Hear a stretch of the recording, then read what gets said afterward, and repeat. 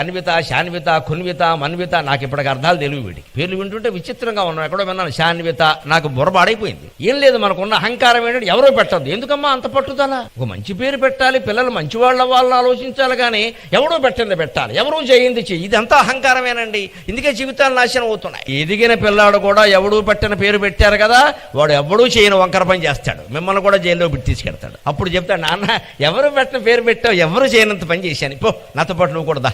వాడిని జైల్లో వేస్తారు, పోలీసులు మన కౌన్సిలింగ్కి పిలుస్తారు, ఇటువంటి పిల్లల్ని పెంచేవా అని. అదే అపర్ణ లాంటి పేరు పెడితే అమ్మాయి అప్పుడు అడగకున్న తర్వాత ఏమిటా పేరు?